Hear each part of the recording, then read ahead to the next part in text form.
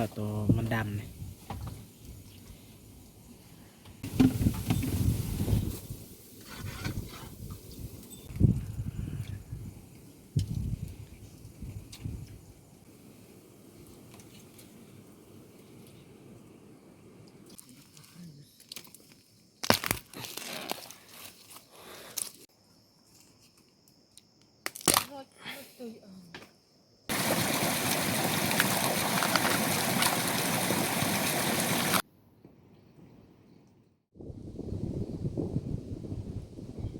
กาดทักทายสบายดีแล้วก็สวัสดีเบิร์ดทุกคนยินดีต้อนรับเข้าสู่ซองบ่อดวง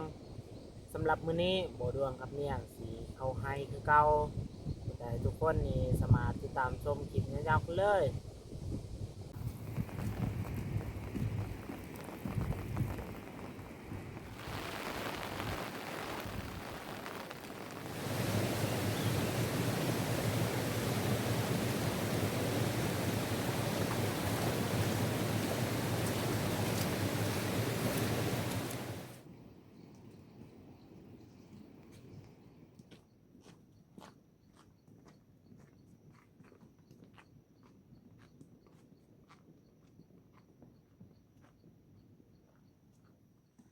มื้อนี้นี่เฮาไป3คนนี่แต่ว่าพ่อนี่เพิ่นไปแต่เช้าเลยนี่เฮานี่นำเพิ่นนำลังมีแต่ฮอดให้นี่สิถ่ายให้ทุกคนได้เห็นอีก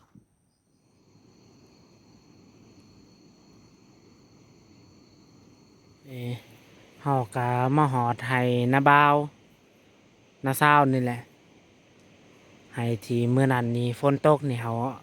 ไปหลีบอนเทียงไห้ของนาบ่าวนาซาวนี่แต่ว่าไห้ของเฮาก็บ่ทันฮอดเทื่อนี่กายแฮวของเฮานี่จึงฮอดไห้นี่มีแต่เฮาสิไปไห้เลยนี่เอากับเมียก็แปลงทางไปไห้เลยนี่มีแต่เฮาทางแบบนี้แหละตลอดทางเลยเฮาทางหญ้านี่เพราะเดี๋ยวนี้ก็เส้นทางของเฮาก็หกแล้วนี่มีแต่เฮาสิทางแบบนี้แหละ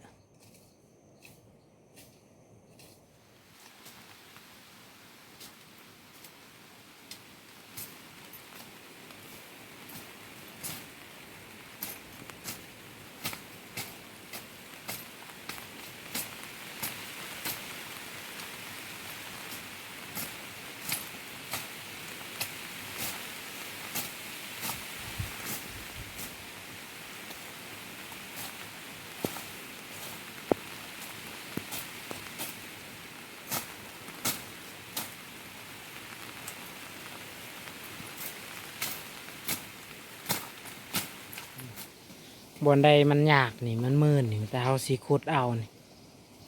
สบายเวลาเฮาย่างนี่เพราะแถวนี้นี่มันมืดดินลมพัดนี่โคตรแรงเลยนี่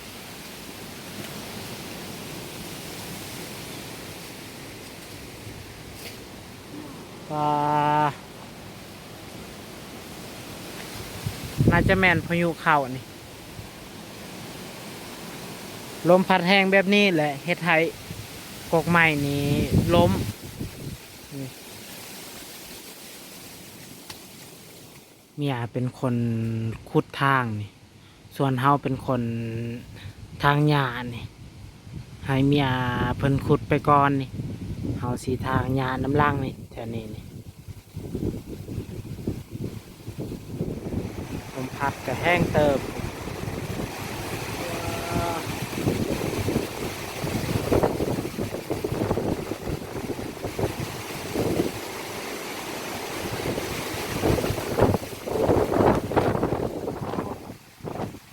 ลมพัดก็โคตรแห้งเลยทุกคนนี่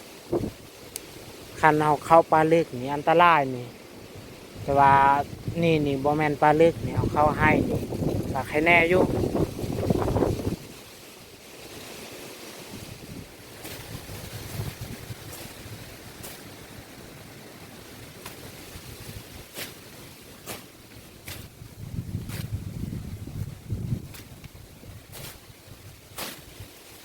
ตอนนี้เฮาแปลงทางกับบ่ทันแล้วนี่ แต่ว่าก็ฮอดเที่ยงแล้วนี่มีแต่เฮาสิลงหาปีกล้วยนี่ปีกล้วยป่านเพราะตอนนี้ก็เที่ยงแล้วนี่หิวข้าวนี่มีแต่เฮาสิหาปีกล้วยป่าแล้วมาเฮ็ดของกิน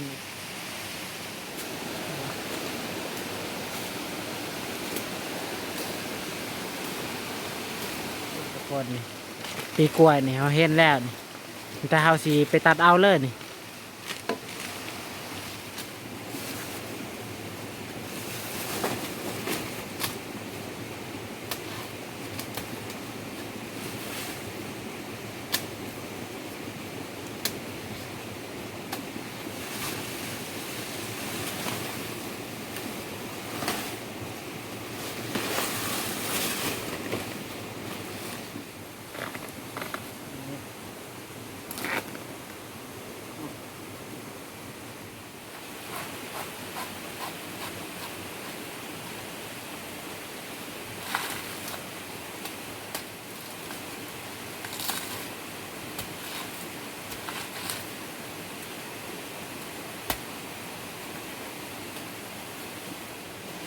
นี่สำหรับของกินตอนเพลนของเฮานี่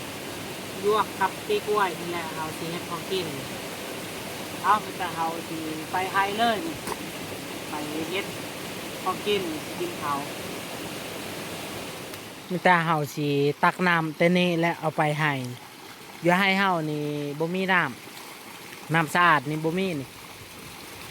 มีแต่น้ำฝนนี่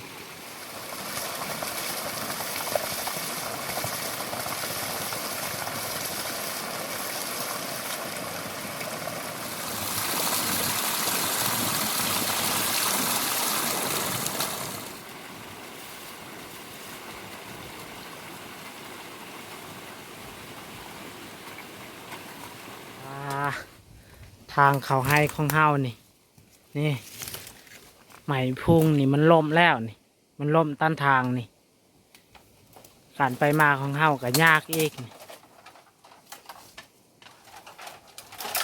เอาไม่แต่เฮาสีแปลงตัวนี้แล้วก็สีไปให้เลยนี่พูนให้ของเฮาก็อยู่ภาคเมืองพูนนี่แต่เฮาสีแปลงตัวนี้นี่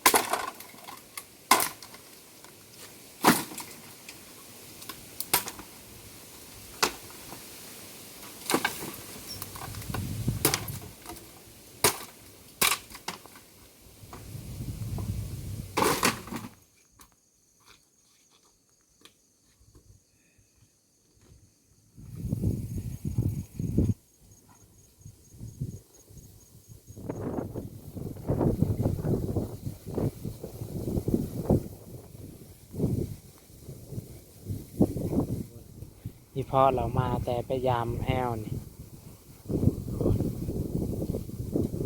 พอดีเลยบัดเฮามาหอดเที่ยงเลยพ่อก็มาหอดเลยแต่เฮาสีเฮ็ดของกิน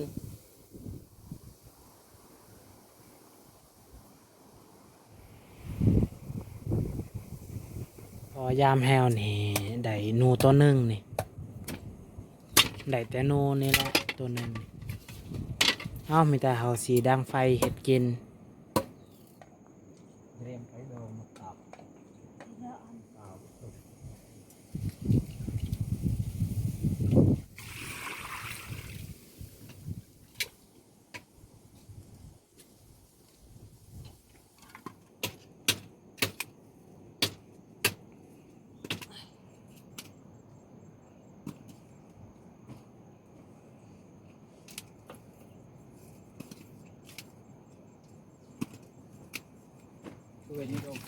แต่เฮาสีล้างเลยนี่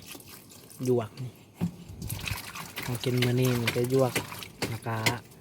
มีจะเฮาเอามาจากบ้านนี่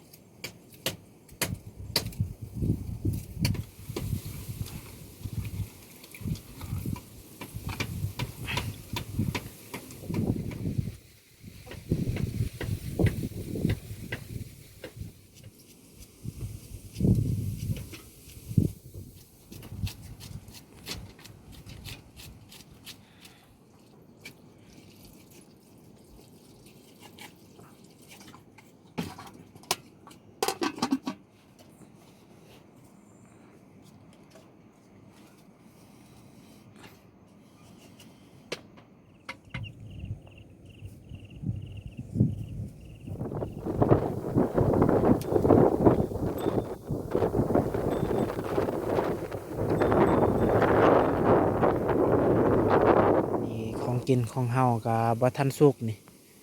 มีแต่ข่อยสิเลาะให้นี่เลาะเบิ่งให้ของเฮานี่บางทีมีจำพวกสัตว์มาทำลายเขาของเฮานี่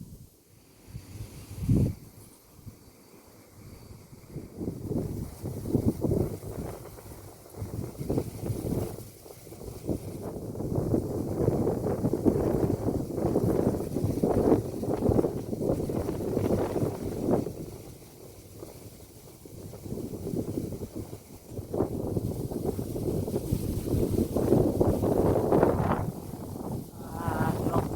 แห้งเติม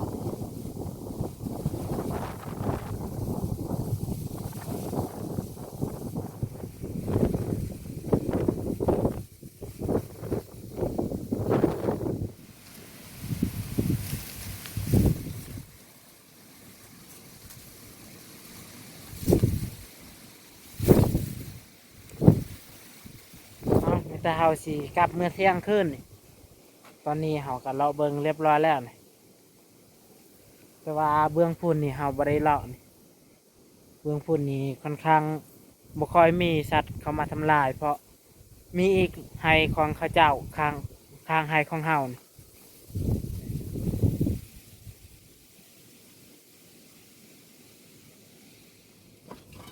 นี่น้ำก็ฟดแล้วนี่แต่เฮาสิใส่เกลือแป้งนัว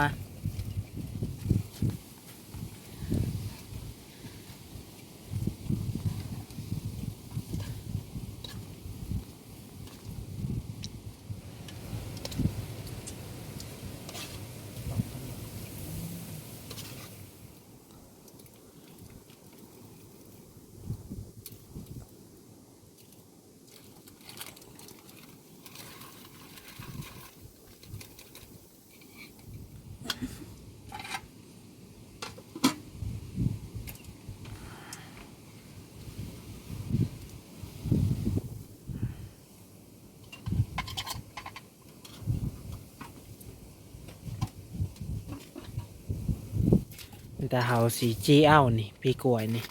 เฮาจะบ่ได้แกง เพราะมันบ่แซ่บเฮาแกงแล้วมันบ่แซ่บเฮาจีเอาจังแซ่บ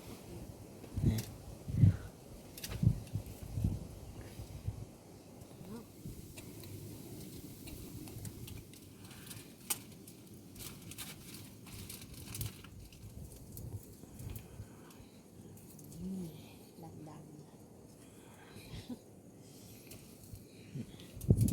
ตอนนี้ก็สุกแล้วนี่ตัวเฮาจีนี่ปีกล้วยนี่แต่เฮาสิขูดออกตัวมันดำนี่เขาขูดออกแล้วตัวมันดำนี่สิตักของกินแล้วก็สิกินข้าวเลยนี่ตอนนี้ก็1 โมงแล้วนี่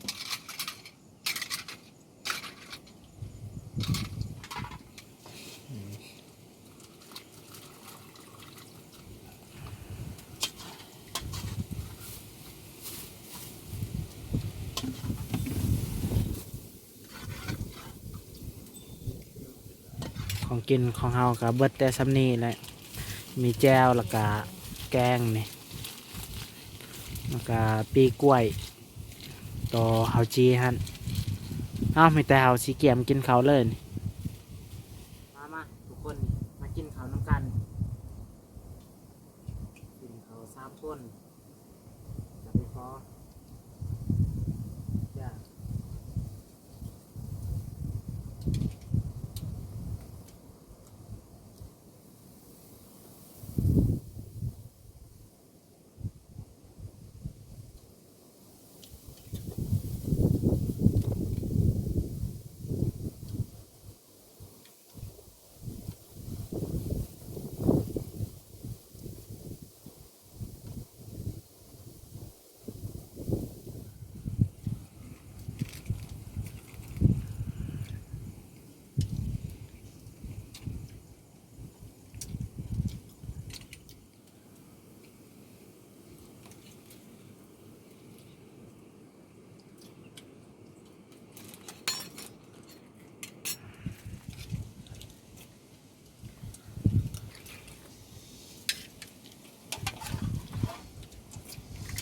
ที่หยุดยอมของเราอยู่ที่บนกลาง อันมันจะไม่เป็นปากมันเป็นนกหลัก เรา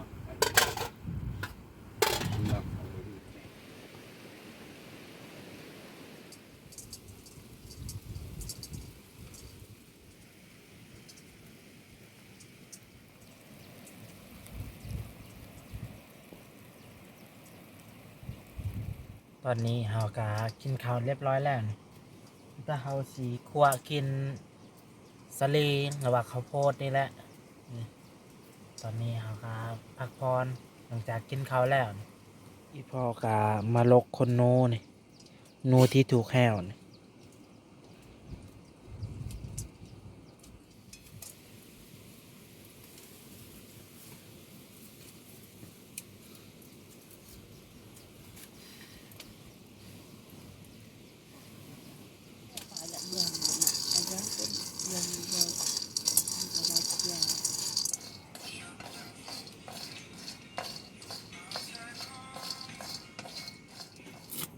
เหลี่ยงแปลงครับครับ ตอนนี้ก็สุกแล้วนี่ เขา เตรียมกิน คั่วของเฮานี่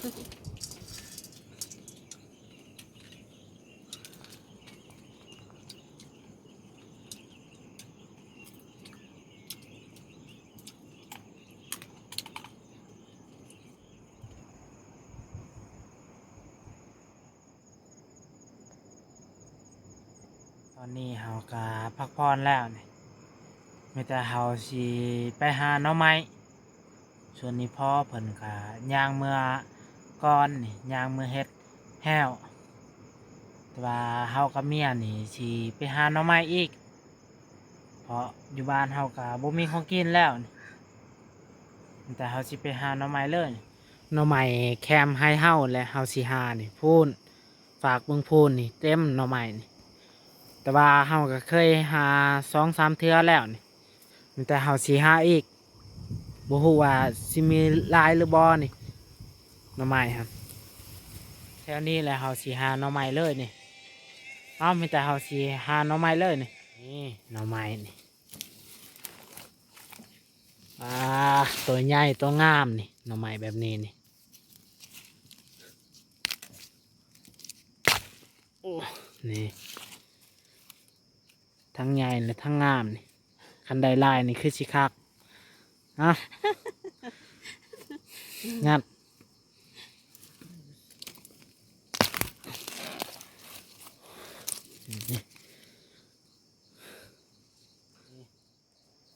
2 อันเลยนี่ก็มีนี่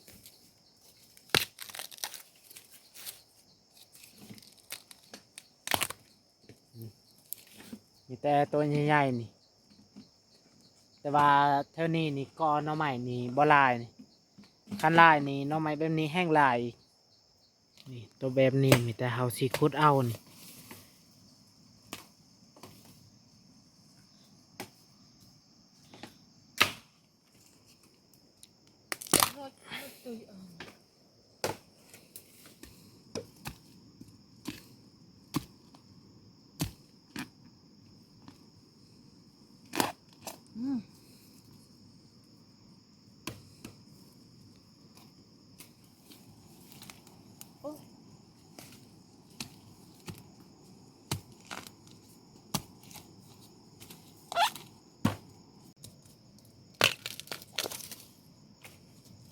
นี่หน่อไม้ทั้งหมดที่เฮาได้นี่แต่ว่ามื้อนี้นี่เฮาหาบ่หลายนี่เฮาได้ซ้ำนี้นี่ซ้ำพอกินนี่มีแต่หอบหน้านี่เฮาสิออกหาหน่อไม้อีก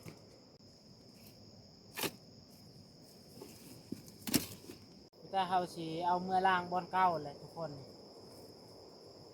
แต่ว่าหน่อไม้นี่ก็เต็มเลย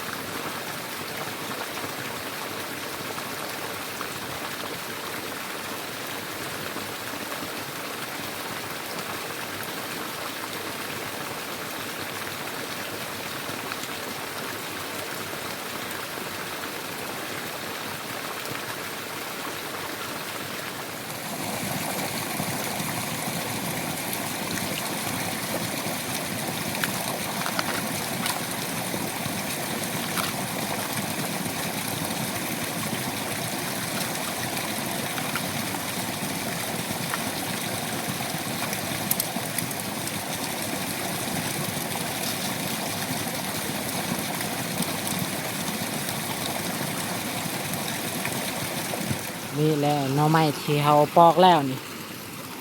มันแต่ซ้ำนี่แหละนี่แล้วก็นี่ตัวสุดท้ายเลยนี่ตอนนี้เขาก็ปอกหน่อไม้เรียบร้อยแล้วนี่แต่เขาสีเกียมเมื่อบานเลยนี่ตอนนี้ก็เวลาก็3 โมงแล้ว4 โมงแล้วนี่แต่สีเกียมเมื่อบานเลย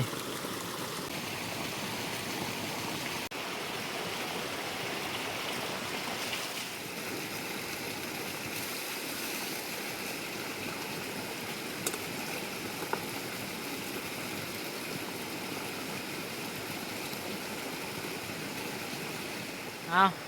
มีแต่เฮาสิเกียมเมื่อบานเลยทุกคนนี่แต่สำหรับคลิปนี้นี่น่าจะจบเพียงเท่านี้นี่ขอบใจทุกคนที่เขามารับมาชมคลิปของเฮาแต่ต้นจนจบเอามีแต่เฮาสิเมื่อบานเลย